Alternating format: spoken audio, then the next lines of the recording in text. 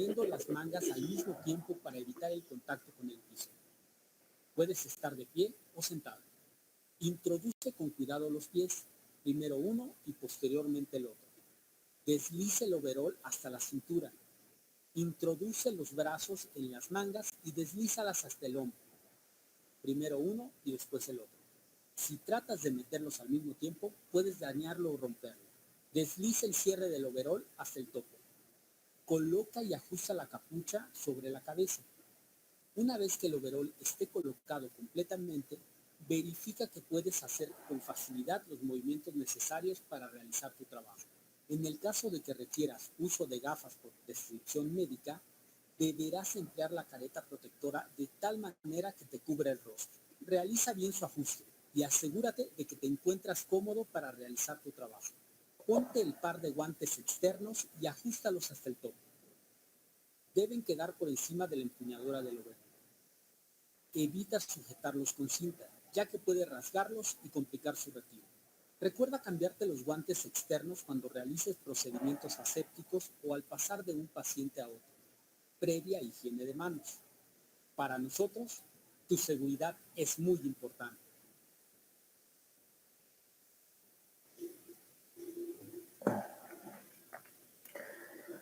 Bueno, muy bien. ¿Preguntas hasta ahí al momento, al video? ¿Todo está claro?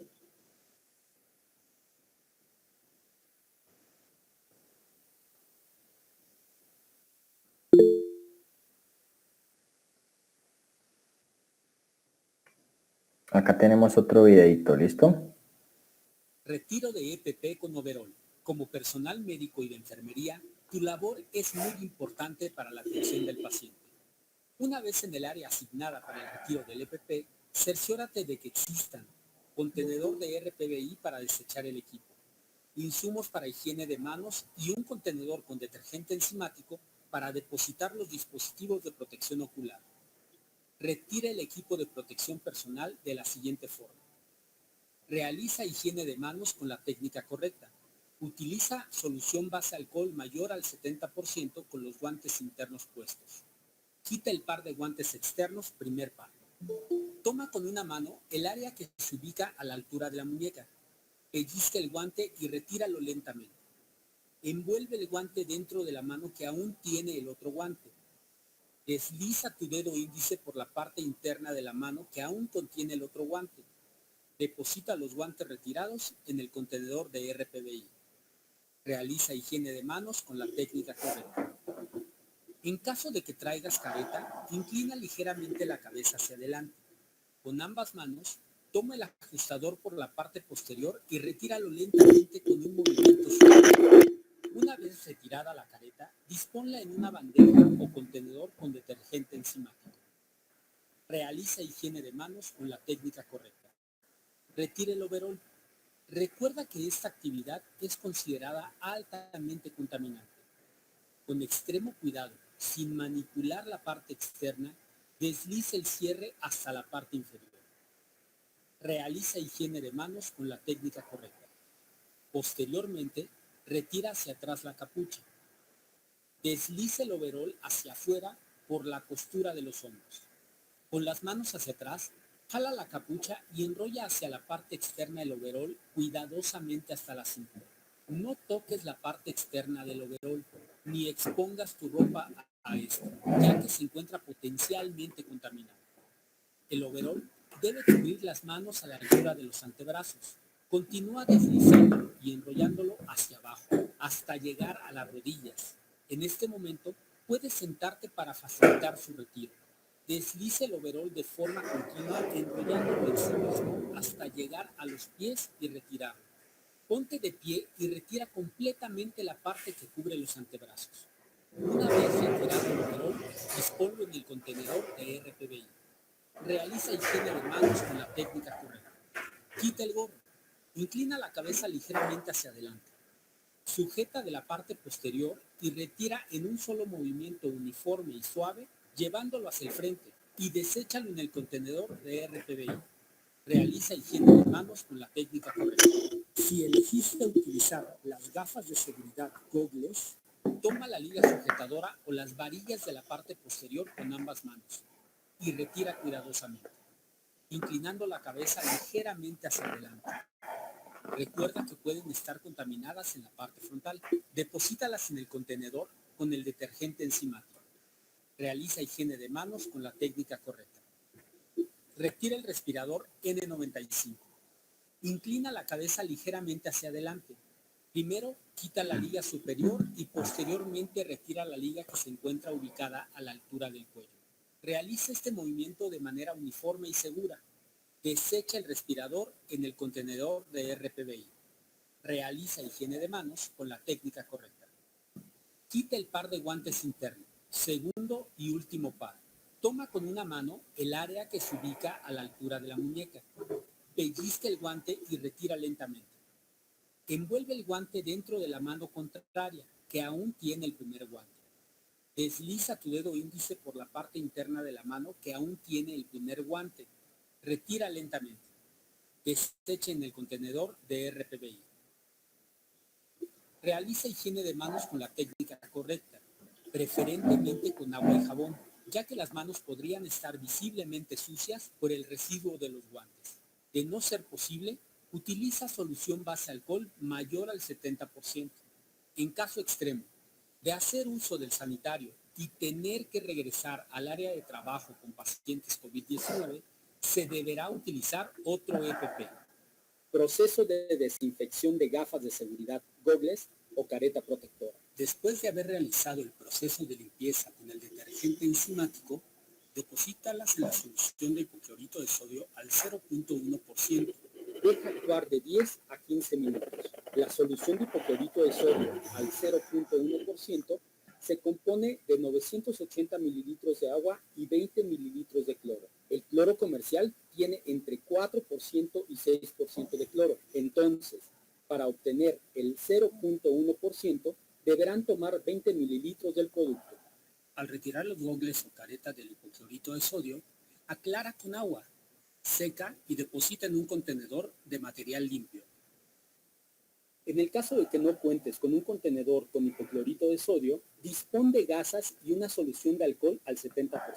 Rocía las gasas o careta con la solución de base alcohol al 70%.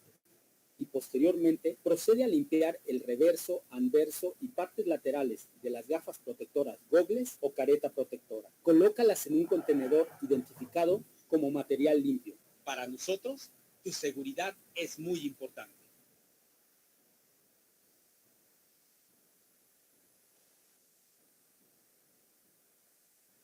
Bueno, muy bien. ¿Vamos claros hasta ahí? ¿Alguna pregunta?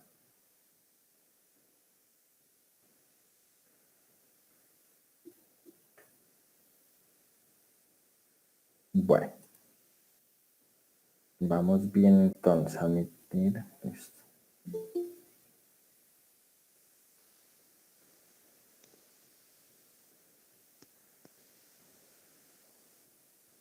Bueno, todo muy bien, listo, perfecto. Cuando requieran alguna pregunta, me dicen, ¿vale? Vamos a continuar.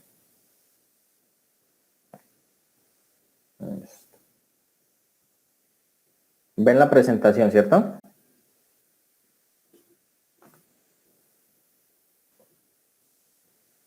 Listo, vamos a ver la valoración inicial al trauma. La valoración inicial al trauma tiene como objetivo establecer una evaluación y un reconocimiento temprano de unas lesiones que amenacen la vida. ¿Listo? Aquí tenemos desglosado el ABCD del trauma, que ahora lo utilizamos anticipadamente con la X, ¿sí? Nuestras capacitaciones siempre enfocamos el control de hemorragia, siempre hemos manejado la parte de stock de Blee. Entonces, aquí se recomienda en esta X controlar por encima de cualquier lesión las hemorragias exsanguinantes, ¿sí? Ya sea con presión directa, ya sea con compresas, ya sea con torniquetes, como nosotros debemos realizar este respectivo procedimiento. ¿Listo? De ahí seguimos con la A, que todos sabemos que la A es el manejo de la vía aérea y la inmovilización cervical. Tenemos que saber de que si le garantizamos una buena vía aérea al paciente, va a tener mayor probabilidad de sobrevivir. La inmovilización cervical importante para no ir a perjudicar a este paciente con un politraumatismo, ¿sí? Sabemos que si no realizamos una buena inmovilización, un buen procedimiento, podemos dejar a una persona paralítica, ¿listo? Y podemos complicar la situación. En la B, ventilación y oxigenación. ¿Listo? Debemos saber de que tenemos que garantizar una buena ventilación al paciente para así poderlo ayudar mejor. Circulación. ¿Listo? Tenemos que saber nosotros localizar el respectivo pulso, saber de que el paciente está consciente o está inconsciente, tiene pulso o no tiene pulso. Podemos valorar en la D también el estado neurológico, una escala ABDI, una escala Glasgow, o en este caso también para que tomen nota la escala News Score, también es una escala muy sencilla que la podemos utilizar en pacientes con politraumatismo y con posible COVID positivo. La exposición y el control de hipotermia. El ambiente es fundamental en una atención de un paciente politraumatizado. Tenemos que saber y garantizarle que el paciente esté en un ambiente sin humedad, sin calor, sin estar expuesto a factores que lo puedan conllevar a un shock, a una patología diferente o peor a la que está padeciendo. ¿Listo? Bueno, aquí sabemos y miramos en estas imágenes lo que es el stop de Blin, lo que es una hemorragia insanguinante. Tenemos que saber, como lo decía ahorita anteriormente, que hay que controlar estos sangrados, ¿sí? Inclusive, como lo dice ahí, antes de valorar una vía aérea, ¿sí? Tenemos que saber de que no nos puede perder un porcentaje muy amplio de sangre el paciente, porque nos puede hacer una muerte escalonada, un shock, una vasoconstricción que nos va a desencadenar en la muerte.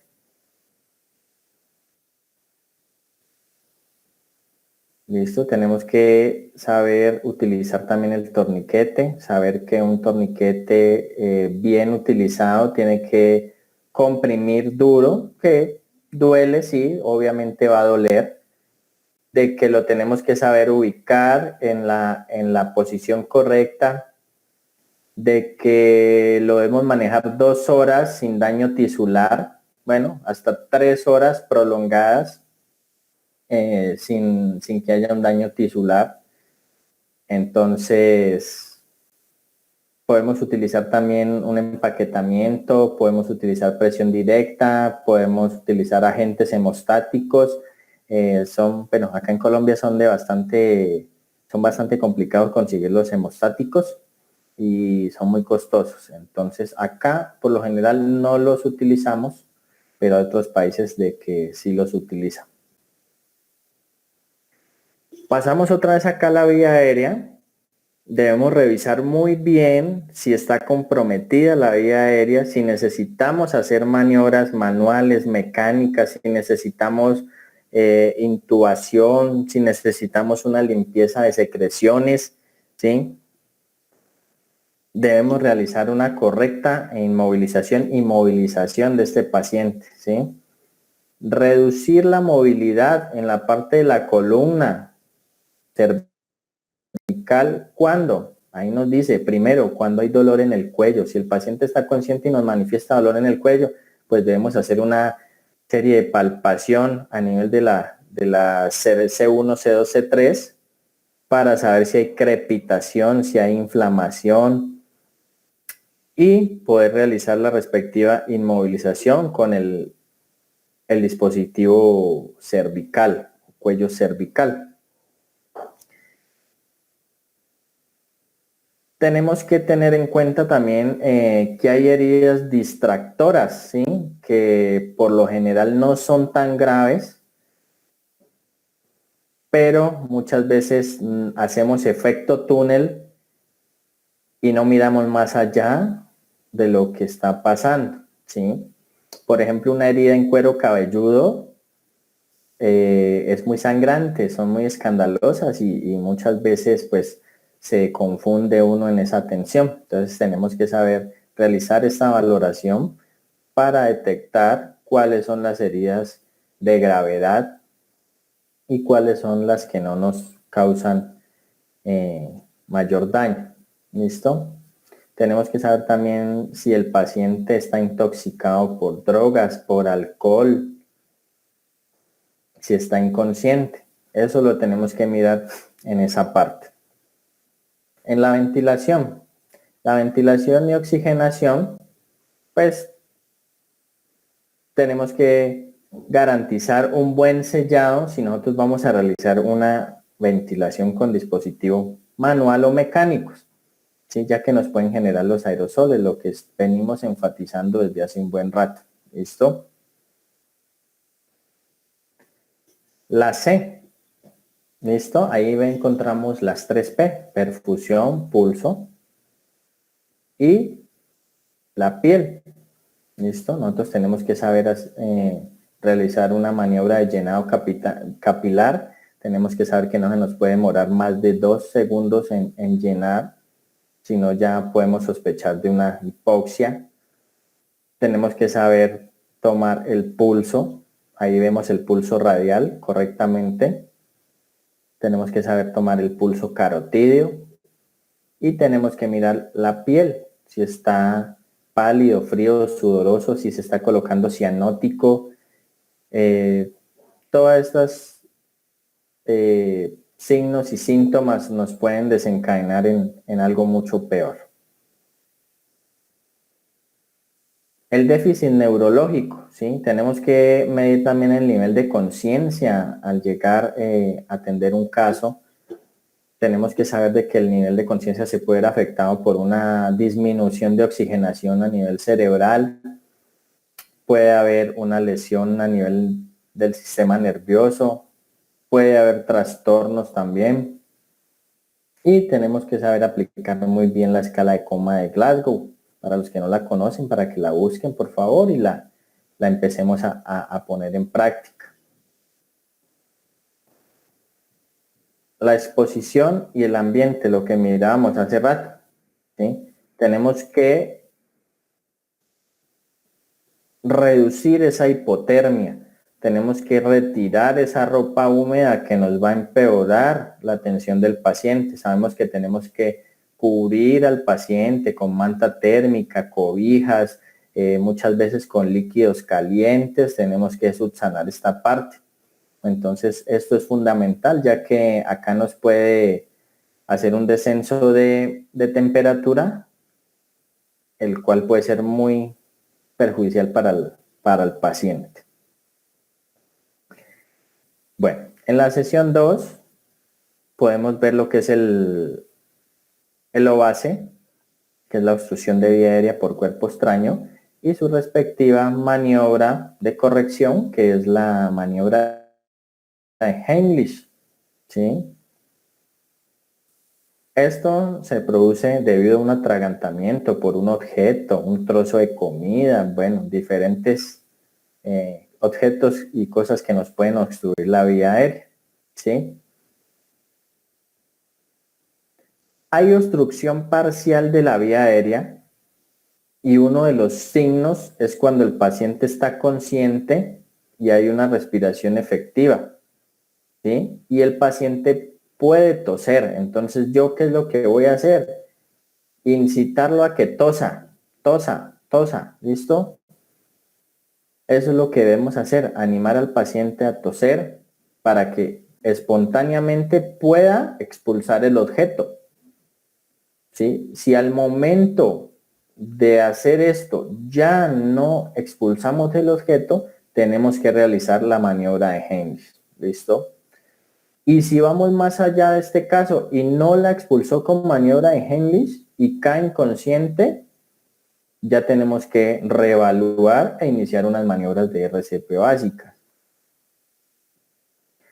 Aquí miramos la imagen, el signo universal del atragantamiento, como lo dicen las guías. El paciente puede estar consciente o puede estar inconsciente o tener una dificultad respiratoria, ¿sí?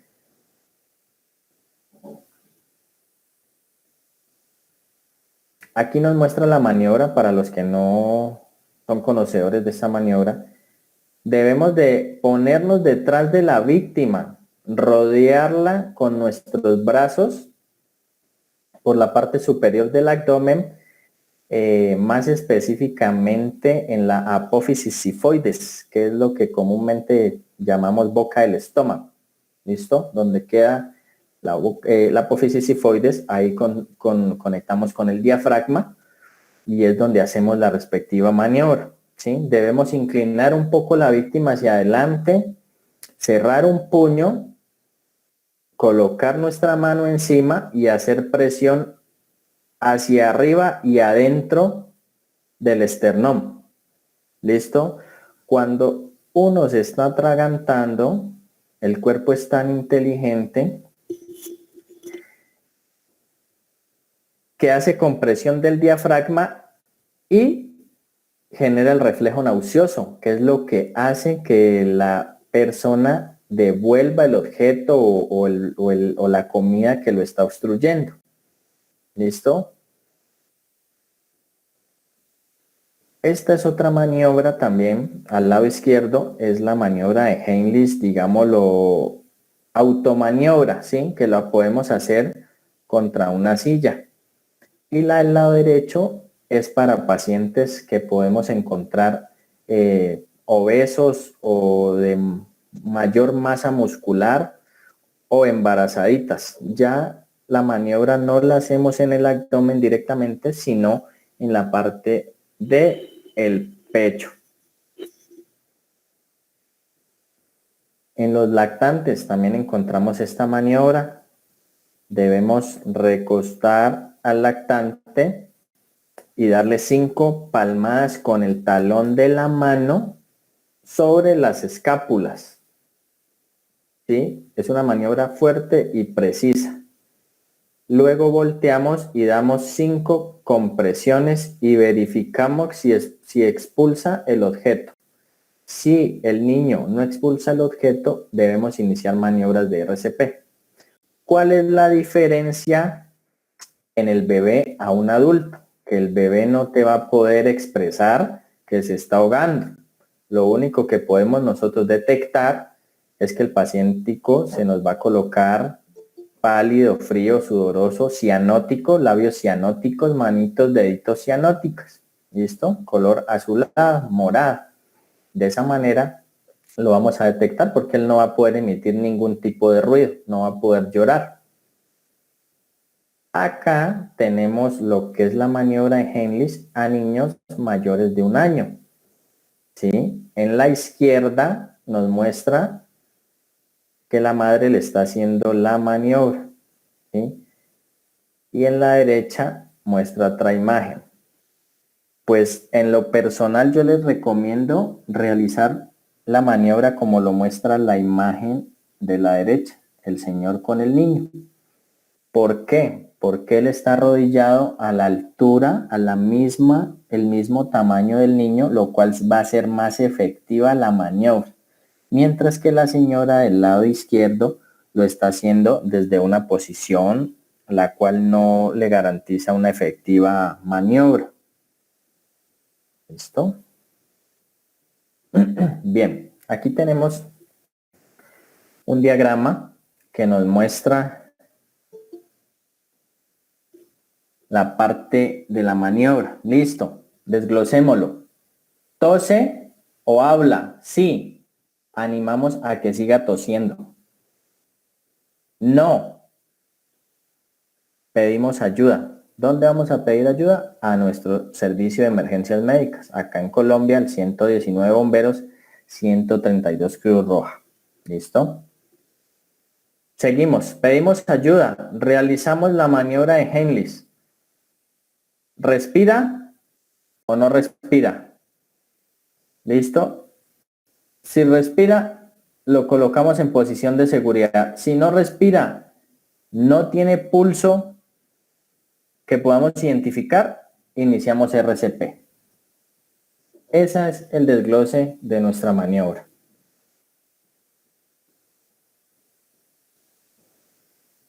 Entramos a ver algo que es la reanimación cardiopulmonar, ¿sí?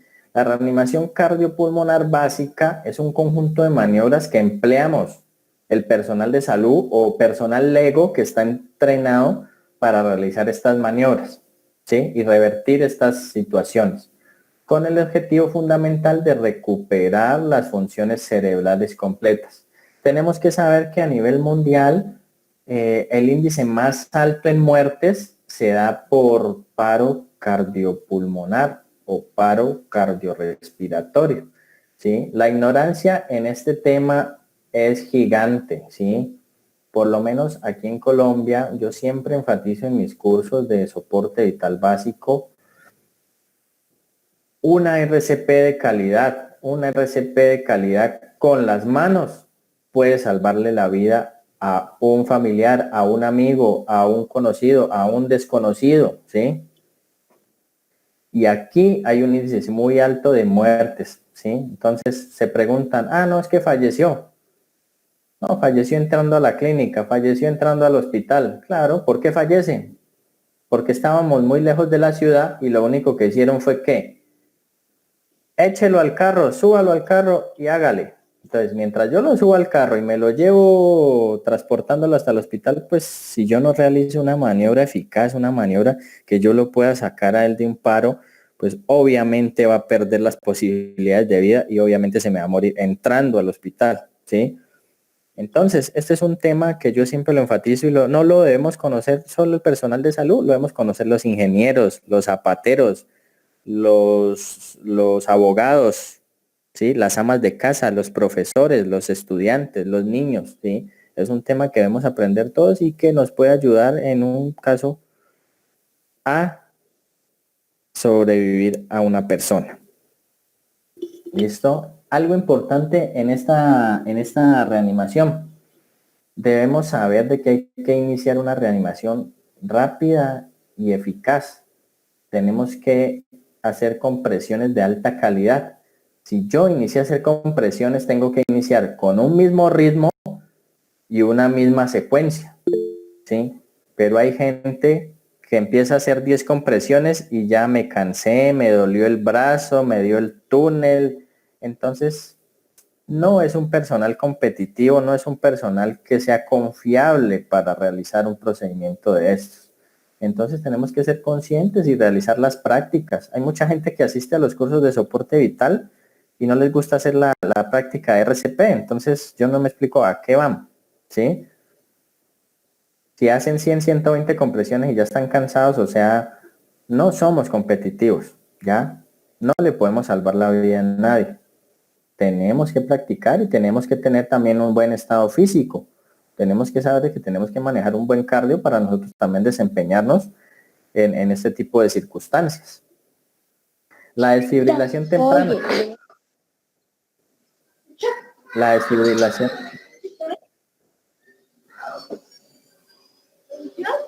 Ajá. Por favor, el micrófono en silencio.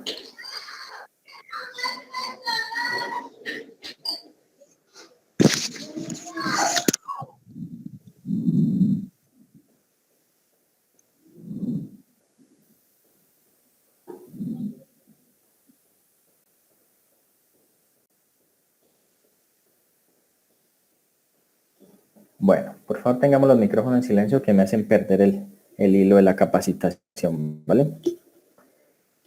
Bueno, una desfibrilación temprana es muy eficaz si tenemos un ritmo desfibrilable.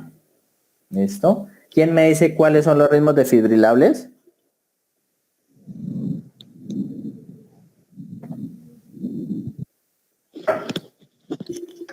Fibrilación ventricular. Muy bien. ¿Y el otro? Y taquicardia ventricular también. Listo, muy bien. ¿Cuál es tu nombre? Salvador, de México. Listo, muy bien. Listo, Salvador, muchas gracias. Estos son los dos ritmos desfibrilables. La sistolia no es desfibrilable. En la mayoría de los casos, a mí me ha pasado, me he encontrado con paros en fibrilación ventricular. Son muy comunes, son los más comunes que hay y bueno, como personal de salud nos favorece mucho de que tengamos estos ritmos desfibrilables. El DEA es un aparato esencial. A mí me gusta mucho este aparatico porque es muy fácil de usar, nos ayuda demasiado, es algo fundamental para nosotros. Algo muy curioso y que lo he comentado también en otras capacitaciones, en Colombia la mayoría de ambulancias no cuentan con el DEA en el vehículo. Entonces cuando yo llamo y doy una alerta de un posible paro cardíaco, yo tengo que decirle al que me contesta que por favor me traiga el DEA, que tengo un posible pacientico en paro cardíaco, paro respiratorio. ¿Listo? ¿Por qué no lo tenemos acá en Colombia en los diferentes vehículos? Porque como es muy costoso el aparatico y acá pues la delincuencia abunda, es bastante delicado tener un aparato de estos costosos ahí. ¿Listo? Porque uno llega acá a atender las emergencias y lo que hacen es, dicen que van a ayudar y lo que hacen es saquearlo a uno. Entonces ese es el motivo por el cual acá, bueno, no sé si allá pase lo mismo, pero acá sí ocurre eso. Tengo que solicitar el DEA para poder realizar esta maniobra. Ha sucedido de que la gente se asusta y llama y dice ve a una ambulancia, no informan qué es lo que está pasando y la ambulancia llega sin el DEA acá. ¿Y qué pasa? Pues que nos tocó solo RCP con las manos y pues va a ser más complejo para nosotros como rescatistas, eso lo sabemos. ¿Listo? El RCP en adultos. El RCP en adultos, aquí nos muestra la imagen, la manito, ahí es donde queda la apófisis sifoides. Y vamos a contar 3 deditos hacia arriba, a donde quedan las tetillas, línea mamilar. Ahí en medio del esternón es donde vamos a hacer nuestras compresiones. Aquí nos dice muy bien cómo debemos realizarlo. Debemos estar junto al paciente arrodillados, el ángulo de 90 grados de nuestros brazos, como lo forma la flecha roja, espalda recta, y debemos hacer las compresiones con el peso de nuestro cuerpo. La fuerza viene desde la espalda baja hacia los brazos, no en los brazos como hacen muchos. Si yo hago la fuerza en mis brazos, obviamente no voy a alcanzar a dar más de 15 compresiones y ya voy a estar cansado. ¿Sí? Entonces yo la fuerza la hago desde la espalda baja con todo el cuerpo, brazos rectos y una secuencia continua, un ritmo continuo. ¿Sí? Tengo que saber de que debo llevar un ritmo y yo no puedo empezar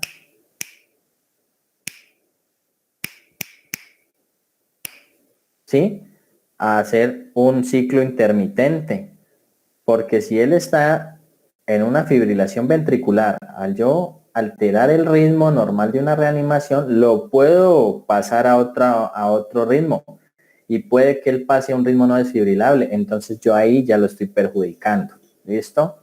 Entonces, como personal de salud tenemos que hacer un debido procedimiento y de alta calidad. Por eso las guías SAHA nos enfatizan compresiones de alta calidad que se debe hacer con el talón de la mano sobre el pecho y encima la otra mano.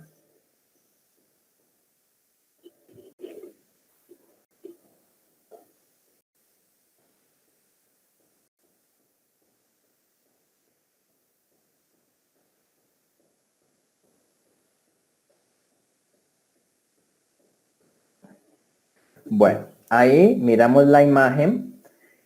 ¿Cuál es la frecuencia que nosotros debemos realizar? Ahí nos dice frecuencia de 100 a 120 compresiones por minuto por 2 insuflaciones, ¿sí? Puede hacer una relación 30-2. Se debe hacer una compresión de 5 centímetros a nivel torácico, como lo muestra la imagen, ¿sí? Importante al hacer las compresiones, dejar expandir el tórax, ¿sí? Hay gente que se pega y le da y le da y le da y le da y no dejan expandir el tórax. Entonces no hay buen retorno circulatorio, ¿listo? Para que tengamos en cuenta. Aquí tenemos el algoritmo de la AJA en paro cardíaco de los adultos. ¿Sí? Nos dice, confirme la seguridad de la escena. Nosotros tenemos que saber de que cuando llegamos no nos tiramos de la ambulancia como locos, como hay unos que los he visto. Llegamos ensirenados y llegamos a tirarnos y hacemos efecto túnel y no miramos todo lo que está pasando a nuestro alrededor y que nos podemos ver perjudicados nosotros, nuestros compañeros y el mismo paciente. Entonces, importante la seguridad de esa escena. ¿Por qué ocurrió? ¿Qué ocurrió? ¿Qué está pasando? ¿Sí? Seguridad mía, ¿tengo seguridad mía? No tengo seguridad. Fue una balacera, todavía hay fuego activo, entonces tengo que saber de que como personal de salud tengo que llamar a la autoridad o esperar de que la policía someta este tiroteo, por llamarlo así. ¿Listo? Seguimos. Si la víctima no le responde, pedimos ayuda en voz alta, llamamos al respectivo número de ayuda. Sabemos que llamamos al 119 bomberos, ponemos un altavoz y desde ahí podemos ir realizando nuestras maniobras y hablamos por el altavoz. ¿Listo? Solicitar ayuda a las personas que estén cerca. ¿Sí? Puede haber una persona que tenga algo de conocimiento o si no, pues en el momento nosotros también como rescatistas tenemos que saber dar unas indicaciones. Tenemos que saber dar unas indicaciones para que nos puedan ayudar y podamos realizar una buena ayuda hacia el paciente. Nos dice también que debemos activar el sistema de respuesta a emergencias, lo que ya les venía enfatizando. Pasamos al siguiente eslabón. Comprobar si la víctima respira o no respira. ¿Sí? Si jadea, si tiene pulso, lo tomamos durante 10 segundos. ¿Listo? Respiración normal, hay pulso, controlamos hasta que lleguen los reanimadores de emergencia. Hay pulso pero no respira con normalidad, ¿qué debemos hacer? Realizamos ventilación de rescate, activamos el sistema de respuesta e iniciamos RCP. ¿Listo? Tenemos que saber de que en este momento evidencia científica aprobada como tal no hay en manejo de la RCP en COVID. La AJA ha tomado una serie de casos que se han presentado a nivel mundial y que han dado una serie de resultados, pero no hay nada concreto científicamente. Tenemos que saber que la AJA cambió el algoritmo, pero ¿qué es lo que cambió en el algoritmo? Y todos nos preguntamos eso. Al ver el algoritmo, que primero que todo lo sacaron en inglés, pero entonces lo que nos enfatiza ahí, ¿qué es, señores y señoras? Nos enfatiza que la RCP la debemos realizar con más bioseguridad. ¿A qué me refiero con más bioseguridad? Listo, yo hacía una RCP con guantes nomás. Entonces ahora sí tengo que usar guantes, tapabocas, monogafas. Y que el paciente yo lo tengo que también cubrir para evitar los aerosoles. ¿Listo? Yo voy a salir un momento aquí de la diapositiva. Voy a dejar de compartir para explicarles una cosita. ¿Listo? ¿Me confirman si todos me ven? Bueno. Perfecto. Aquí yo tengo este dispositivo, lo conocemos, ¿cierto? ¿Cómo se llama este dispositivo? ¿Quién me dice?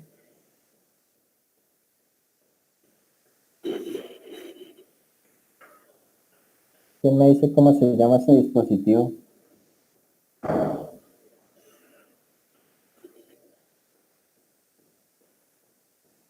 Eso, muy bien, la Pocket Max, eso. O dispositivo de mascarilla unidireccional, lo conocemos aquí en Colombia. ¿Por qué unidireccional? Porque pues este filtro no nos va a dejar de que salgan secreciones de nuestro paciente. Es algo muy efectivo que debemos nosotros usar. Yo creo que la mayoría lo tenemos en nuestros botiquines o lo llevamos. Yo lo llevo en mi botiquín en el carro. Es algo que nos puede ayudar mucho, ¿sí? Este dispositivo nosotros se lo colocamos al paciente y con eso reducimos un poco los aerosoles. ¿Listo? Quiero que tengamos esa cultura de usar este dispositivo. Yo creo que eso no, acá se consigue muy barato. Yo creo que eso allá también debe ser barato. Bueno, ¿cómo debemos nosotros realizar una RCP? Miren, yo me pongo mi mascarilla N95 ajustada, hago la prueba y nosotros usamos esto, valga la redundancia. Mire lo que hacemos nosotros acá. Mire lo que hacemos nosotros acá. ¿Sí? Mire, cubrimos nuestra mascarilla respirador de alto rendimiento con mascarilla quirúrgica. ¿Sí? Este es un método que a mí me gusta usar. ¿Sí? Y nos ha dado resultado. Aquí faltan las monogafas y es un método de barrera que nos ha funcionado muy bien acá, o por lo menos donde yo he trabajado y manejamos el servicio de esa manera nos ha dado resultado. ¿Listo? ¿Qué otra cosa les puedo mostrar yo aquí? Listo, yo tengo una mascarilla quirúrgica, tengo un paciente en paro, entonces ¿yo qué voy a hacer? Le coloco la mascarilla al paciente. ¿Listo? Le coloco la mascarilla bien colocadita. Y así es como yo voy a iniciar a darle RCP a ese posible pacientico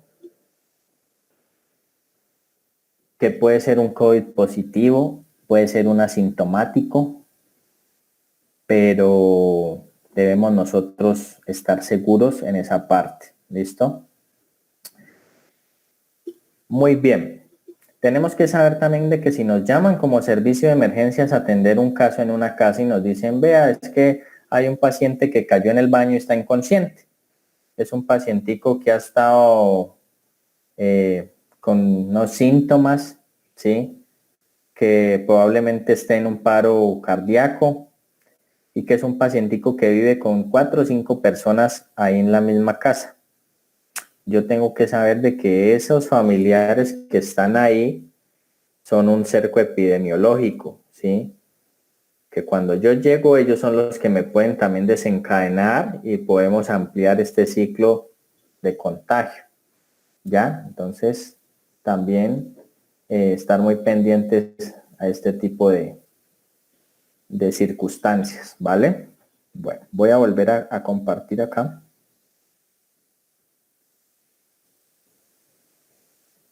Y seguimos, ¿listo? ¿Tenemos alguna pregunta o duda? ¿Vamos bien?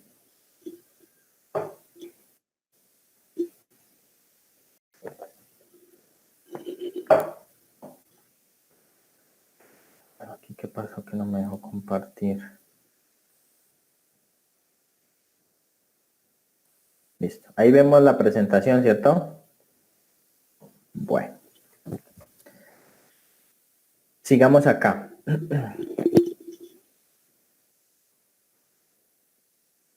Como les decía, se debe solicitar al organismo de socorro de emergencia que nos vaya a dar una asistencia que traigan el DEA.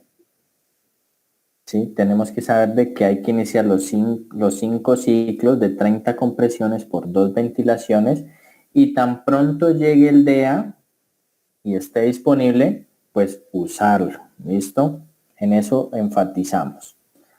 Comprobamos el ritmo. Si el ritmo es desfibrilable, lo desfibrilamos. Si no, reanudamos de inmediato las maniobras de RCP hasta que el DEA nos indique de que está en un ritmo desfibrilable o nos indique de que debemos continuar con la RCP. Bien. RCP en niños y lactantes. ¿Sí? Aquí tenemos dos imágenes que nos muestran claramente cómo debemos hacer. Siempre se enfatiza de que se debe realizar la maniobra en niños con una sola mano. Pero ¿por qué nos muestra la otra imagen que lo está haciendo con dos manos? ¿Alguien me puede decir por qué?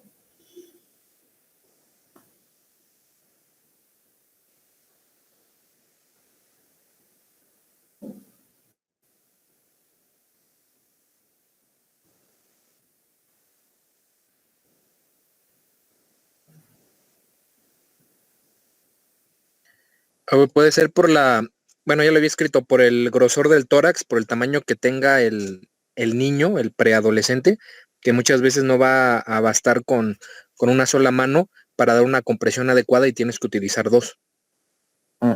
Muy bien.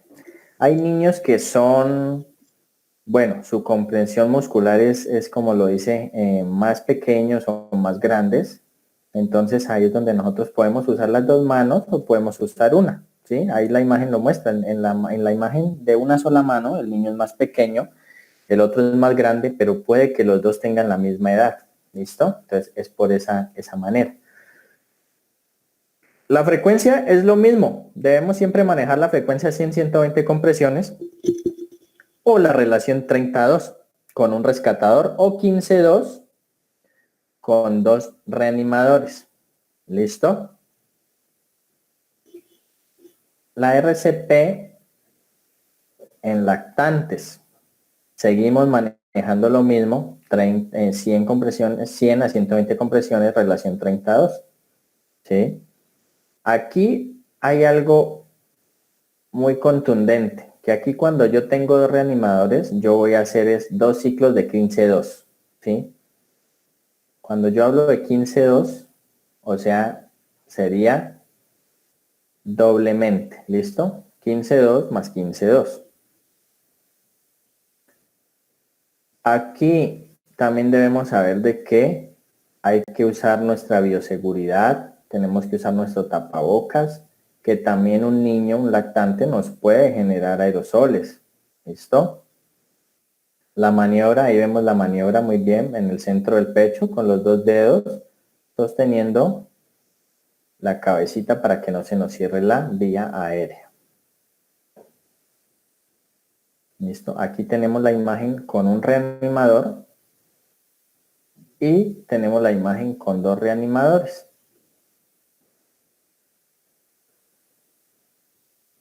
¿Qué nos dice el algoritmo de la AJA en paro cardíaco pediátrico? Lo mismo, confirmemos la seguridad de nosotros. Miremos si la víctima responde o no responde. Pidamos ayuda. Solicitemos al servicio médico de emergencias, el DEA. Si respira,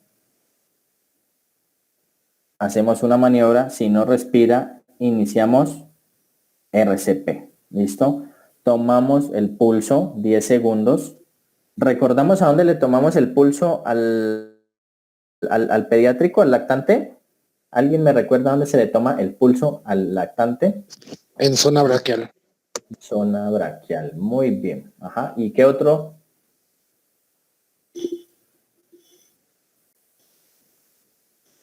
Hay otro pulso que le tomamos al pediátrico también. ¿Cuál puede ser?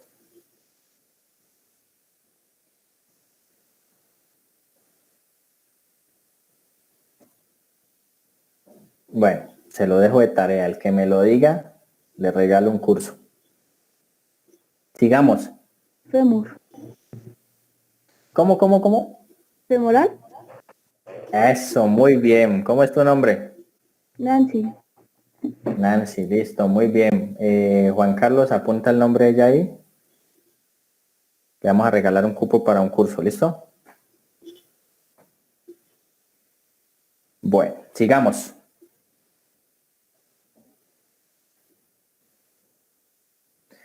Este es un temita que a mí me gusta mucho hablar de esto. A mí me fascina mucho hablar del código rojo obstétrico, ¿sí? Hay que saber diferenciar el código rojo al código rojo obstétrico, ¿listo? Es un temita que yo incluyo mucho en mis capacitaciones. Aquí en Colombia lo venden por aparte este curso. Yo sí lo doy como valor agregado porque es muy importante, ¿sí? Nosotros tenemos que saber también manejar este tipo de pacienticas que en muchos casos y muchas personas no lo sabemos o lo hemos visto muy rápidamente y que se presentan a diario estos casitos. ¿Listo?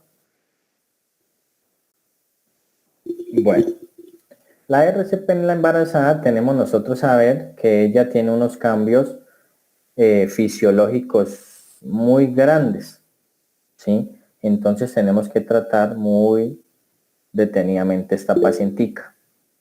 Ahí vemos una serie de imágenes que es lo que nosotros tenemos que hacer antes de iniciar una RCP a una embarazadita. Al lado izquierdo vemos la tabla amarilla que nos dice que la embarazadita tiene que estar por lo menos a 30 grados de desnivel.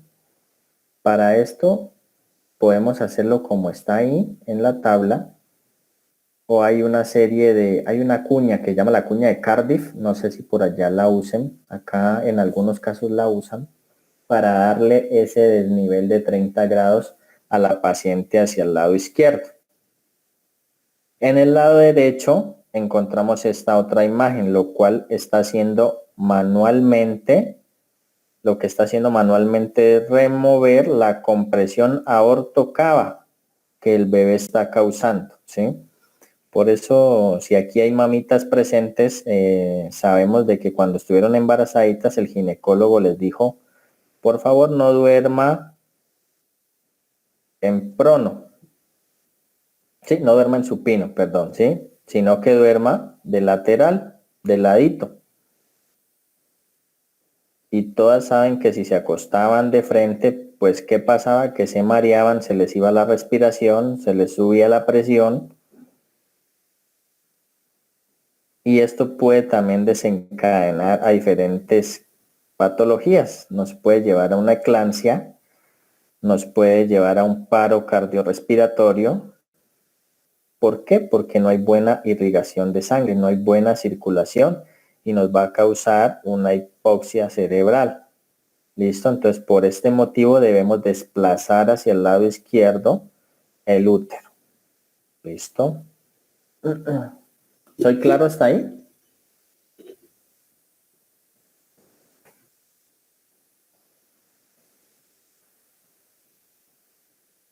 Bueno, sigamos. En la embarazadita vamos a realizar los mismos ciclos. 100, 120 compresiones, relación 32, ¿sí? Con 2 ventilaciones de rescate anticipadas, desplazando el útero hacia el lado izquierdo. ¿Listo? Las guías de la embarazadita también nos dice de que debemos realizar compresiones de calidad y si el embarazo es mayor a 24 semanas, debemos realizar las maniobras para salvar tanto a la madre como al bebé. ¿Sí? Muy bien. En la embarazadita también podemos usar el DEA. ¿Sí? Hay gente que se asusta y dice que le puede perjudicar al bebé. Pues acá nos hemos dado cuenta y hay una serie de investigaciones que nos ha arrojado de que no causa ningún inconveniente. ¿Listo? Consideraciones en la atención de paciente con COVID-19. ¿Qué nos dicen estas consideraciones? Seguimos enfatizados en usar los EPP recomendados, que es lo que vimos ya al iniciar esta sesión. Debemos tratar de ventilar el sitio donde se encuentra la víctima. ¿sí? No debemos hacer procedimientos en sitios cerrados o en aglomeraciones que nos puedan causar este tipo de focos contagiosos, ¿listo? Se recomienda máximo 2 técnicos, ¿sí? Por lo general en la ambulancia van 2 o 3, ¿listo? Entonces ingresan los 2 y el tercero se queda como enlace de apoyo y comunicaciones, que es el que nos va a pasar los implementos y lo que requiera, lo que se requiera, ¿listo? Colocar tapaboca a la víctima, lo que les explicaba anteriormente. Colocamos el tapaboca para evitar el aerosol. Realizamos la evaluación y la atención del ABCD para darnos cuenta los signos y síntomas en los que se encuentra el paciente. ¿Sí? Debemos reducir el nivel de exposición de los respondedores. ¿Cómo reducimos ese nivel de exposición? Realizando nuestro debido uso de la bioseguridad, retirando los familiares cerca de la persona, porque por lo general siempre van a querer estar encima del procedimiento, entonces eso nos va a dificultar mucho y debemos saber de que hay que mantener una distancia de por lo menos 2 metros entre personas.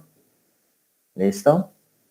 Se tiene que respetar el círculo de acción interno. Esto lo podemos aplicar ya intrahospitalariamente. ¿Sí? Por ejemplo, un código azul en el que ya está el turno designado y son 9 personas. Entonces, si yo sé que las 9 personas las necesito, yo no lo puedo reducir.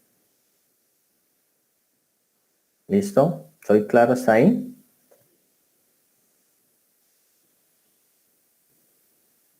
¿Alguna pregunta, duda?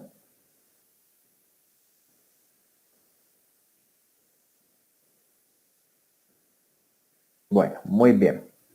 Listo, continuemos. Como les venía diciendo, si yo manejo en mi código azul 9 personas, existir de 1 o 2 o 3 personas, porque sé que cada una tiene su función, ¿sí? Lo que debo garantizar es que todos usen sus respectivos EPP. Seguimos enfatizando en evitar los procedimientos de producción de aerosoles. ¿Quién me recuerda cuáles son los procedimientos que nos generan aerosoles?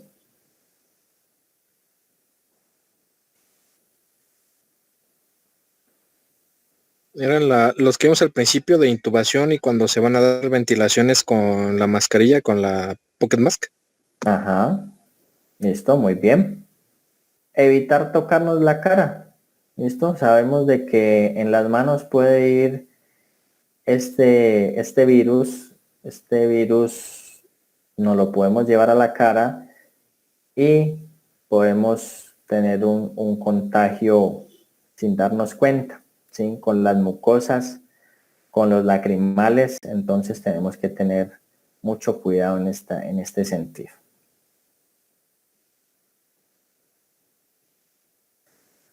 Listo, tenemos que saber diferenciar un caso estable a un caso grave. Un caso estable es donde verificamos el estado del paciente, su vía aérea, su ventilación y las 3P que vimos al principio.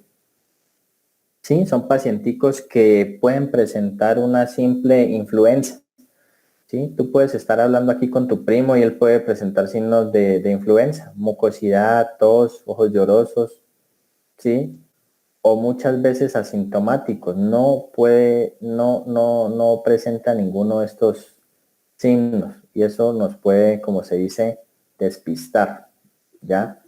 ¿Qué es lo que debemos hacer con un pacientico que está estable, que sería ya confirmado, digamos un COVID, pero que lo único que requiere es el aislamiento? Por lo general acá se recomienda un aislamiento de 14 días y ya mirando la recuperación o el empeoramiento que se presente en el caso. ¿Listo? Lo que debemos hacer nosotros es recomendarle a esta persona que acuda a una cita médica rutinaria para que pueda ser llevado bajo un control estricto. Que si va a tomar la cuarentena, va a hacerle el aislamiento de los 14 días, pues lo haga muy cuidadosamente, que solo esté él en ese recinto donde se va a realizar la cuarentena, de que realice una buena ventilación, de que haya una buena higiene y de que evite el contacto directo con las personas. ¿Sí? Esto debe notificarse a un comité y acá, por ejemplo, se le notifica al Ministerio de Salud y la Protección Social. En los casos graves, pues que ya requiera un soporte vital básico, un soporte vital avanzado ya en UCI, que tenga que estar sometido a un respirador, pues ya es algo bastante complejo. Tenemos que saber también que para las ventilaciones, tanto manuales como mecánicas, existe el filtro EPA.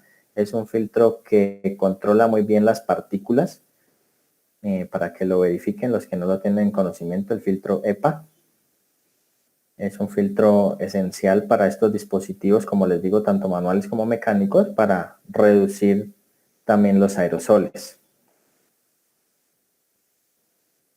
Bueno, aquí ya desglosamos mucho mejor la parte del soporte vital básico y soporte vital avanzado.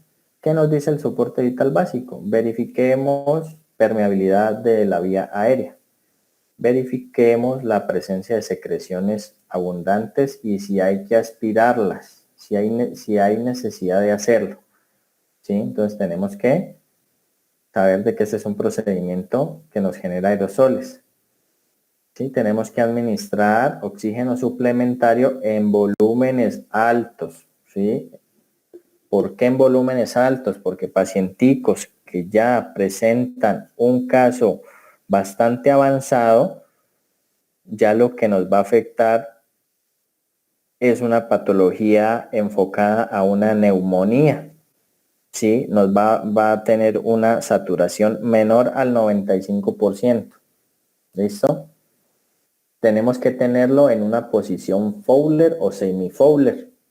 Tenemos que controlar signos vitales, frecuencia respiratoria, porque son pacienticos que nos pueden hacer un descenso respiratorio, lo cual nos puede inducir a un paro respiratorio. ¿Listo? Tenemos que tener muy bien la temperatura, la saturación, la frecuencia cardíaca y la presión arterial.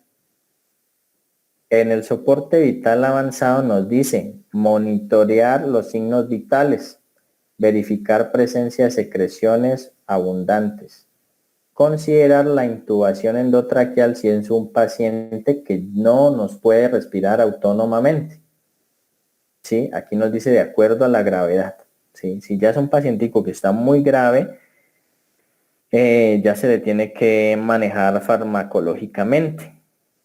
Se le tiene que administrar líquidos y si nos entra en un paro cardíaco, tenemos que saber que se hace en cúbito prono, ¿sí? Lo vamos a hacer, la reanimación es boca abajo para minimizar estos aerosoles y que el paciente pueda respirar un poco mejor. Al colocar el paciente boca abajo no hay nada científico, pero hay evidencias de que ha resultado y el paciente ha podido expandir mejor los pulmones. La pleura permite que el pulmón expanda y pueda respirar mucho mejor en esta posición. El DEA lo vamos a colocar de la misma manera que se coloca, pero ya en la espalda. ¿Listo? Y vamos a realizar las compresiones en la espalda. Esto ya les hablo cuando estamos ya dentro de una UCI, es un paciente ya bastante complicado. Se utiliza este procedimiento. Listo, aquí también podemos encontrar una serie de debilidades. ¿Cuáles son estas debilidades directamente hacia el personal de salud y que pueden perjudicar a los pacientes? Bueno, el retraso en la RCP es una debilidad que nos puede perjudicar en el momento ya de salvar la vida de nuestro paciente. La exposición directa a aerosoles es una debilidad que estamos sometidos y estamos ahí vinculados todo el personal de salud que realizamos estos traslados y estos procedimientos. dificultad en la consideración de comenzar o continuar la RCP en víctimas con COVID. ¿Sí? Debemos saber de que cualquier cosa se nos puede presentar y podemos vernos expuestos a este contagio. Entonces, tenemos que estar muy pendientes y cuidarnos demasiado. Bueno, aquí ya veíamos la cadena de supervivencia que la explicamos al iniciar. Tenemos la cadena de supervivencia intrahospitalaria y extrahospitalaria. Y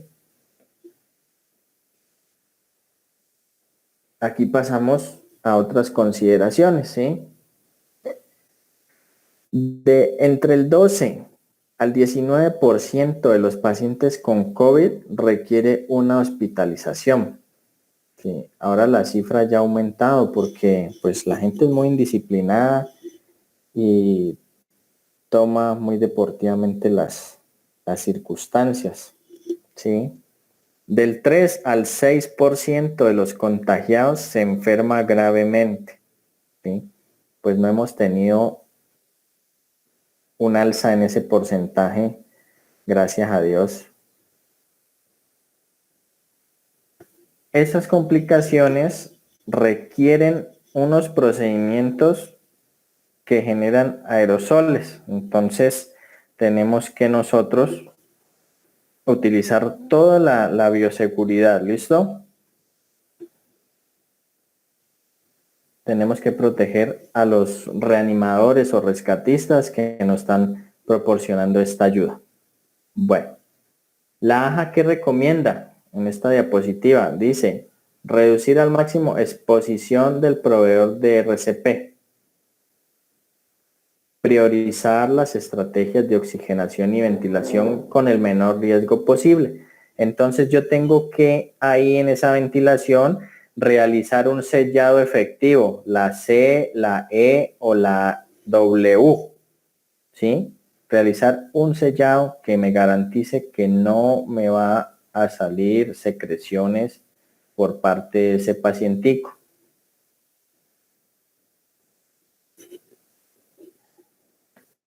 Aquí vemos ya el algoritmo que modificó la AJA, lo que yo les hablaba hace rato. Esto lo modificaron, nos dice ahí, en abril de 2020. Es el mismo algoritmo que yo les acabo de desglosar anteriormente en la RCP, pero si vemos arriba en el primer eslabón, ¿qué nos dice? Utilice elementos de protección personal y limite el personal. Eso es lo que nos enfoca al manejo del paciente COVID, ¿sí? Más extrahospitalariamente, ¿sí? Que es donde estamos expuestos y no podemos, digámoslo, podemos nosotros, digamos, tomar esa determinación de reducir el número de respondedores. ¿Listo? Eso es lo que nos dice el algoritmo en el adulto. Lo mismo, miren, si aquí lo detallamos muy bien, nos va a decir mismo 30 compresiones, 2 ventilaciones, las oxigenaciones, use el DEA o no lo use. Aquí tenemos también el otro algoritmo que nos sigue enfatizando arriba, use el EPP, limite el personal y realice la maniobra de resucitación apropiada. ¿Sí? ¿Qué nos dice con esta maniobra de resucitación aprobada? Lo que yo les mencionaba anteriormente, colóquele el tapabocas al paciente para reducir los aerosoles. Utilicemos bien nuestra bioseguridad. ¿Listo? Aquí tenemos la cadena pediátrica tal cual está la del adulto. Si vemos acá arriba, este es el único cambio que ha tenido el algoritmo para reanimación cardiopulmonar. ¿Listo? De resto nos damos cuenta que es totalmente igual. Hablemos un poco de la descontaminación de los equipos y de las ambulancias. La descontaminación de las ambulancias debe hacerse bajo unos protocolos. Antes de la descontaminación y la desinfección, después de transferir el paciente, deben dejarse las puertas abiertas para que el compartimiento se ventile, ¿sí? Es fundamental que abramos el vehículo, dejemos que se ventile. Y acá estamos usando un método que es desinfección de los vehículos con ozono. Ha dado buen resultado el ozono para desinfección de vehículos de emergencia. No sé si alguien me puede decir si en México lo están usando de esa manera.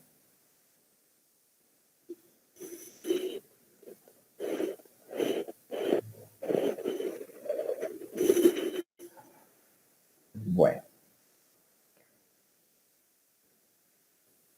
Debemos tener disponible todos los suministros de desinfección adecuados. Esta desinfección del vehículo lo debemos hacer también con toda la bioseguridad completa. ¿Sí? Aquí nos desglosa una serie de pasos que debemos realizar. ¿Qué es el primer paso?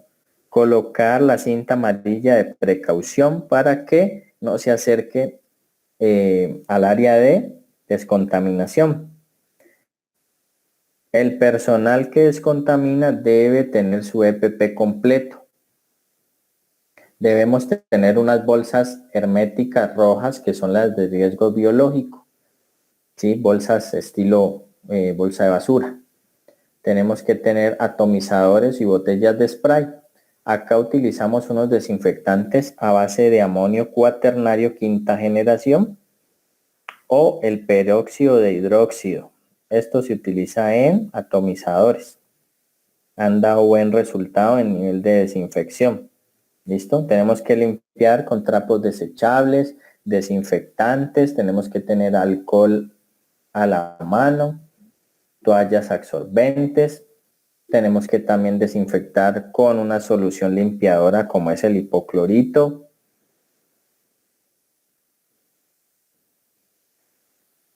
Tenemos que saber de que después de desechado todos estos elementos biológicos que retiramos de nuestro vehículo de emergencia, la bolsa tiene que ser desinfectada e incinerada, ¿sí? Acá en Colombia hay 2 empresas, lo cuales se dedican al desecho a los desechos biológicos, ¿sí? Entonces acá cuando en un hospital o una empresa de ambulancias desecha este tipo de riesgo biológico, de inmediato ellos activan su código, llegan por los desechos y los dirigen hacia un horno crematorio que ellos tienen. ¿Listo?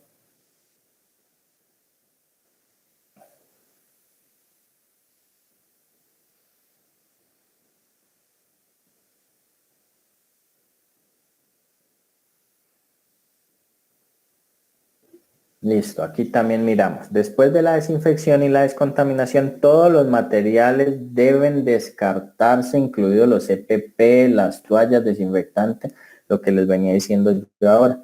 Todo se desecha en una bolsa roja, ¿sí? Se debe empacar debidamente, desecharlos y llamar a la empresa para que se lleve a incinerarlos.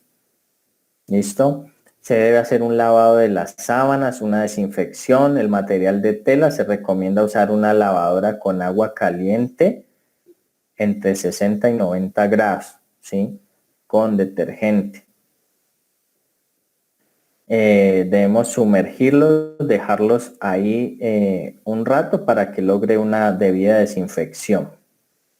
¿Listo? Le podemos aplicar también cloro. Y realizar los protocolos de desecho pues ya institucionales que se están usando. En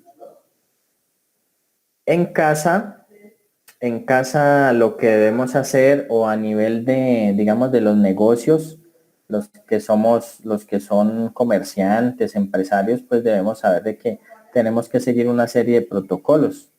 ¿Cuáles pueden ser los protocolos? colocar un letrero de señalización de que mantengan la distancia de 2 metros, de que usemos tapabocas, de que usemos gel antibacterial en las manos. Acá por lo general en los locales, en los diferentes restaurantes, locales de ropa, en la entrada colocan un dispensador de gel y un tapete. El tapete lo humedecemos con solución de amonio cuaternario para limpiar la suela de los zapatos. En muchos casos también dejan solo entrar 2, 3 personas. Acá se está utilizando el pico y cédula, entonces pares salen en la mañana y los impares salen en la tarde.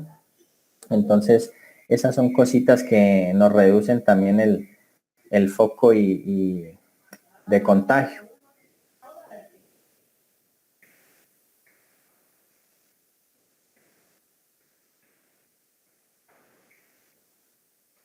Bueno, hemos terminado con nuestra capacitación. ¿Tenemos alguna pregunta o inquietud? ¿Qué tal? Buenas tardes. Buenas tardes, Jorge. Por ejemplo, nos comentabas al principio del curso, Sí, por ejemplo, el paciente lo movemos en carro personal, ¿no? Vamos a hablar de un familiar. sí. Y el RCP no se puede dar de la mejor manera. ¿Qué probabilidad tiene el paciente de que tenga bien el RCP? No sé si me da a entender. No te comprendo la pregunta, la verdad. Bueno, yo voy en un carro, en un vehículo, un taxi, Sí, con un familiar que está, que ocupa el RCP. sí. Y el taxi se lo vamos dando, el RCP, ¿hay qué probabilidad hay de que podamos llegar con bien el paciente? ¿Puede llegar con bien el paciente? Listo, ya, comprendo tu pregunta. Listo, a ver. Todos sabemos que como rescatistas o paramédicos, nosotros debemos tener la capacidad de dar un soporte vital básico en el sitio, ¿sí? Yo por lo general recomiendo dar el soporte básico en el sitio y estabilizar en el sitio, ¿sí? Si ya tenemos una emergencia que ya es muy grave o que el paro cardíaco ha sido ya con un tiempo prolongado, ya lo hacemos en la ambulancia durante el traslado. Porque acá yo me he dado cuenta que no es de mucha eficiencia la RCP con la ambulancia en movimiento, ¿sí? Entonces, por favor, micrófono en silencio. Entonces, si en una ambulancia en movimiento que tenemos un buen espacio y un buen lugar para nosotros realizar el procedimiento, a veces no es efectiva, en un taxi va a tener pocas probabilidades, ¿sí? Pero de que lo debemos hacer, lo debemos hacer, ¿sí? Nosotros debemos agotar todas nuestras instancias y lo que nosotros podamos y tengamos en nuestras manos. Si tú lo puedes hacer en el taxi, fenomenal, obviamente hay que hacerlo. Todo lo que esté para favorecer y ayudar al mejoramiento de este paciente, nosotros lo debemos realizar. Claramente puede no tener mucha eficacia, eso sí te lo digo, pero de que lo hagamos, yo lo haría. ¿Sí? Ok, muchas gracias. Bueno, otra pregunta. Buenas tardes. Buenas tardes, Eduardo. Oiga, tengo una pregunta. Recientemente Dígame. vi un video donde un policía le aplicaba el RCP a un pediátrico o a un bebé. Después el pie de nota decía que él tenía conocimiento de RCP nivel C. ¿Qué es esto? Bueno, RCP nivel C, no tengo ni idea qué será. La verdad, yo conozco RCP nivel proveedor y RCP nivel instructor, pero no nivel C, la verdad, no te puedo responder qué puede hacer o en qué país manejen el nivel C. Bueno, está bien, gracias.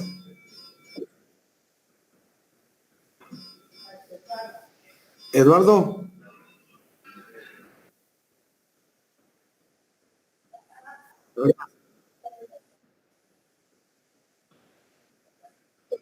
No, es los Estados Unidos. Mm,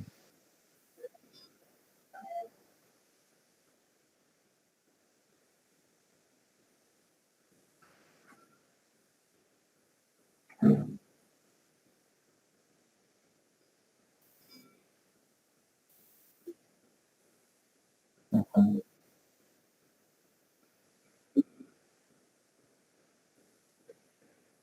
ujú, sí,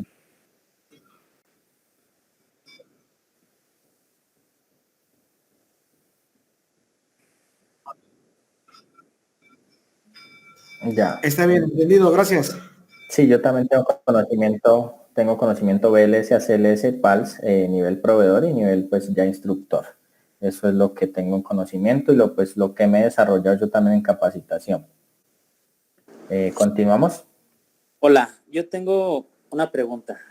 claro. ¿Les ha tocado, no sé, en especial a usted, dar lo que es la ventilación con el BBM a una víctima con la mascarilla o tapabocas? No, hasta el momento a mí no me ha tocado atender el primer paciente COVID que yo requiera realizar estos procedimientos. Sí he tenido evidencia de unos compañeros que les ha tocado y ellos pues me han evidenciado pues me han contado cómo lo han realizado, pero personalmente no me ha tocado realizarlo. Ok, sí, preguntaba porque se me hizo algo diferente y quería saber la experiencia. Gracias. Ya, listo.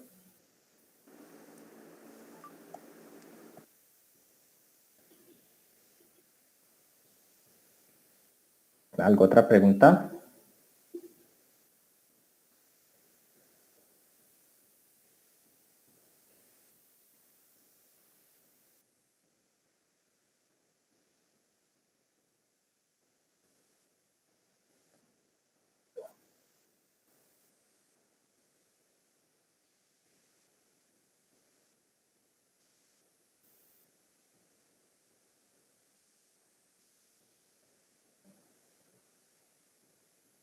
Bueno, aquí estamos atentos. De todos modos, agradecerles a todos por esta asistencia. Espero hayan actualizado conocimientos, hayamos aprendido un poquito de algo. Nos- los espero en unas próximas capacitaciones. La chica que me contestó hace rato, que le regalé el cupo, entonces para que por favor se ponga en contacto con Juan Carlos y le obsequiamos el cupo, ¿listo? Sí, muchas gracias.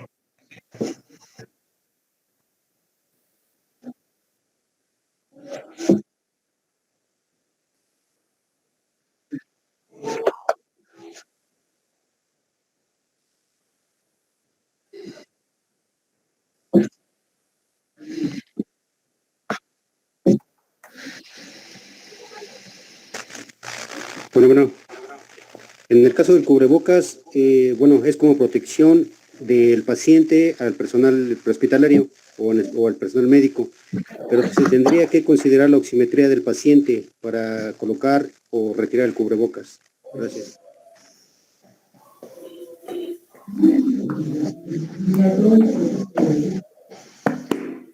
Para retirar el cubrebocas, la saturación.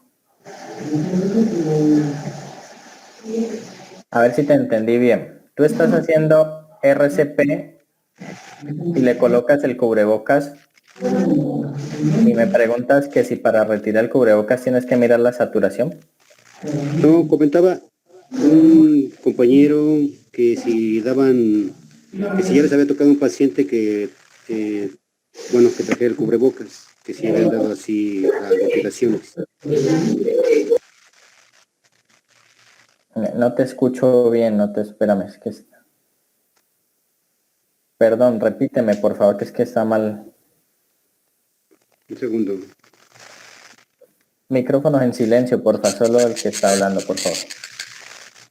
Que comentaba un compañero que si ya les había tocado algún paciente que trajera el cubrebocas y que si así daban las ventilaciones. Sí, claro. A ver, el cubrebocas lo tenemos que retirar si vamos a dar las ventilaciones. Si vamos a colocar el dispositivo BBM, ¿sí? Aquí está el BBM. Entonces yo le retiro bajo un protocolo estricto el tapabocas al paciente, ¿sí? Y lo que hago es colocar el BBM y hacer el sellado. C, E o W, ¿sí? De esa manera le realizamos las ventilaciones, ¿sí?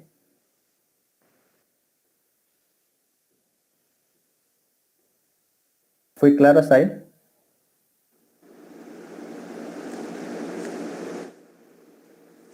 Ya, en este caso ya fuiste más claro, porque si yo me había confundido. El tapabocas que yo le coloco al paciente es para que cuando yo dé las compresiones, al momento de yo dar las compresiones, no me expulse aerosol. Pero Sí, es sí, más claro. complicado si yo llego y lo dejo así y le coloco esto aquí. Créeme que no le voy a garantizar una buena ventilación. ¿Sí? Efectivamente, por eso preguntaba tu experiencia, porque realmente no me cuadraba ese Obviamente, punto. si yo me encuentro un pacientico en RCP, yo llego y tan, le coloco su tapaboca y hago mi RCP. ¿Sí? ¿Por qué? Porque todo pacientico pues es posible COVID, pero que yo te diga que me he encontrado un paciente COVID positivo y esto y lo otro, no te puedo afirmar eso. ¿Sí? Que hay que cuidarse, sí, y hay que tomar la respectiva precaución. ¿Listo?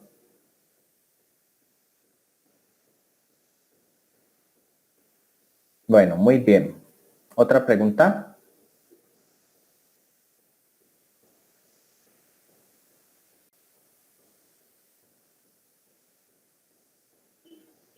Buenas tardes, Paulo. Mauricio de México.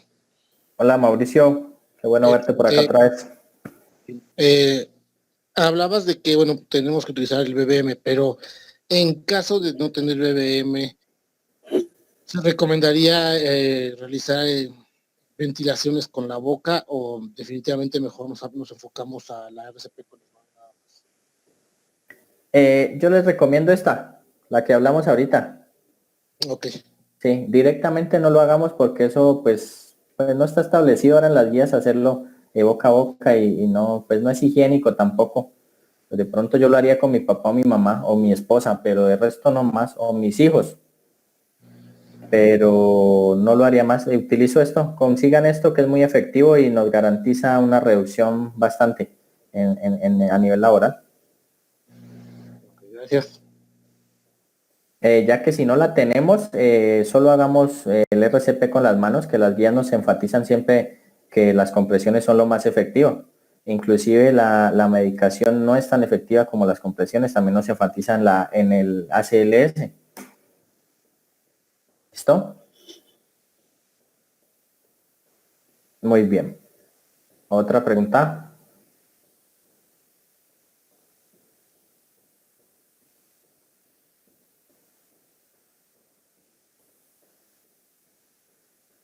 Bueno, muy bien. Revisemos el chat, a ver. En el chat, ¿han escrito algo?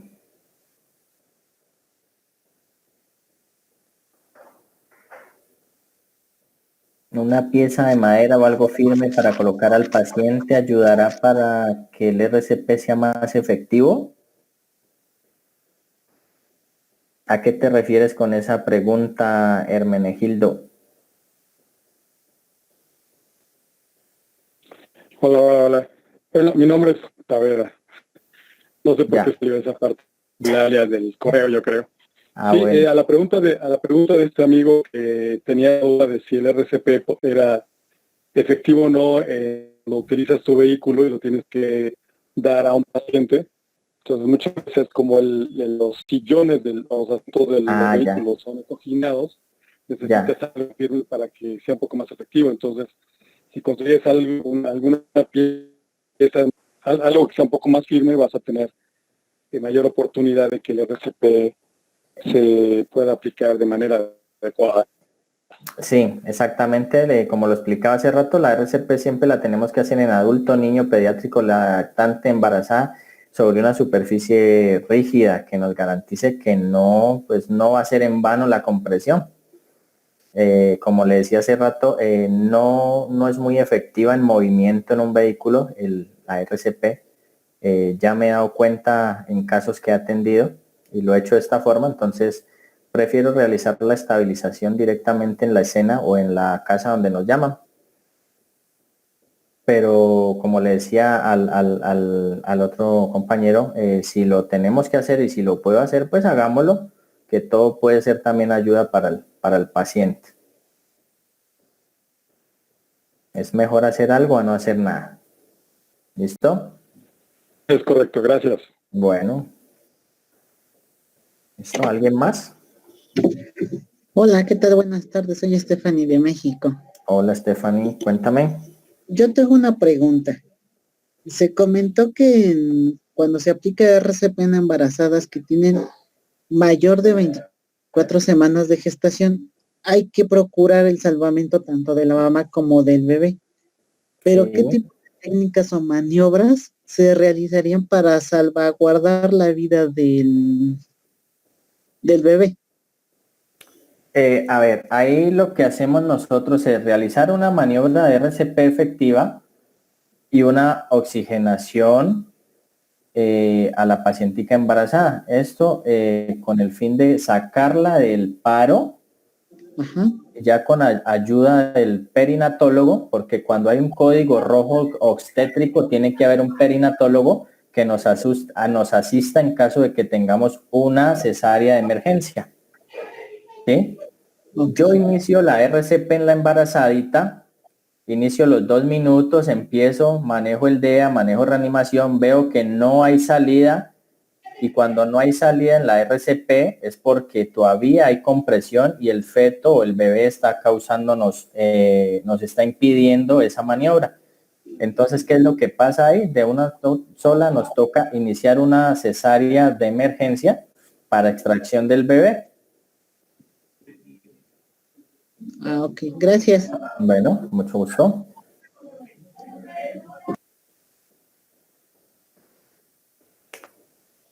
¿Otra pregunta?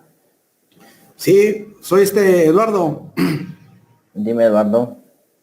Yo tengo entendido que si a mi principal le da síntomas de un paro respiratorio, tendría que bajarlo del vehículo y aplicarlo a piso firme, ya estabilizarlo y llamar a emergencias.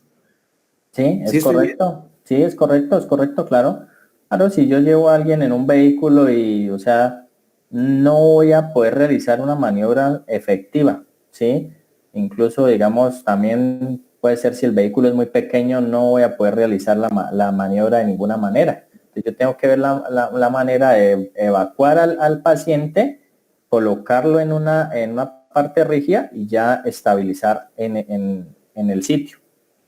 Ahí es donde yo llamo al servicio de emergencias, coloco altavoz y les informo mientras yo estoy realizando la respectiva maniobra.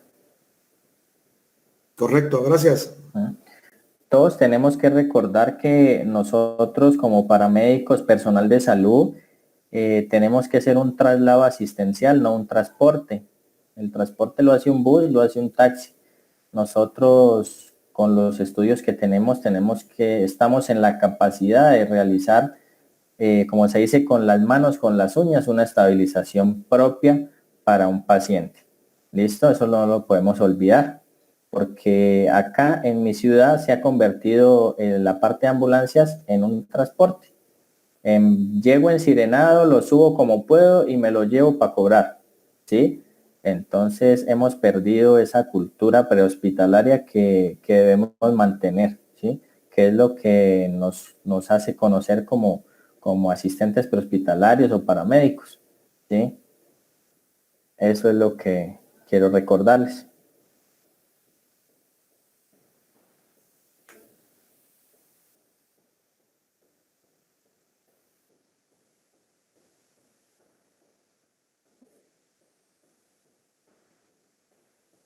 Sí, claro, se le puede dar un RCP a un paciente con marcapasos.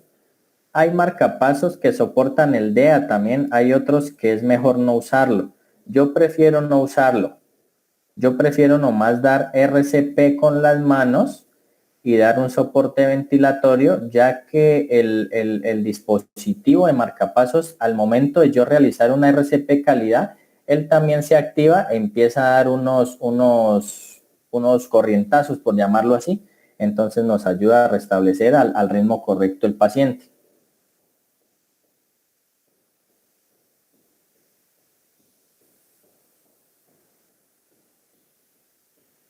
¿Sí fui claro hasta ahí?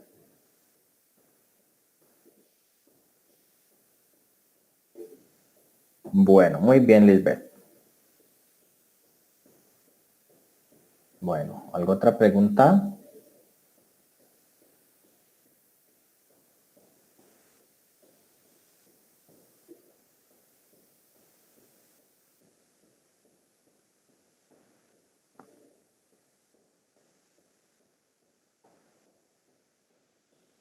Bueno.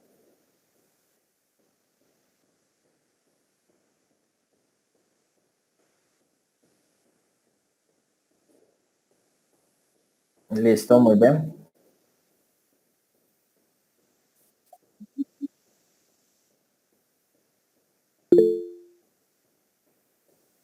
Sí, muy bien, ahí vamos a estar. Ahorita en un ratico les comparto nuestra fanpage para que nos sigan en Facebook y ahí ya tienen mi contacto si requieren alguna duda o pregunta, ¿listo?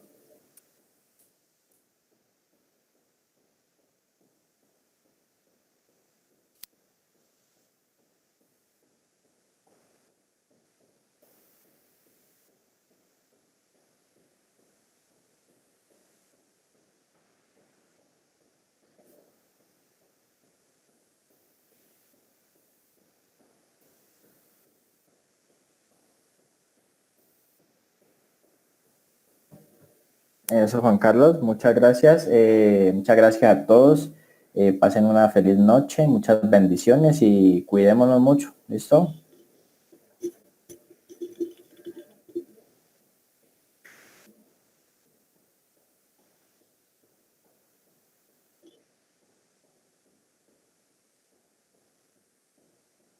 Bueno, muchos saludos para todos, que estén muy bien. Hasta luego.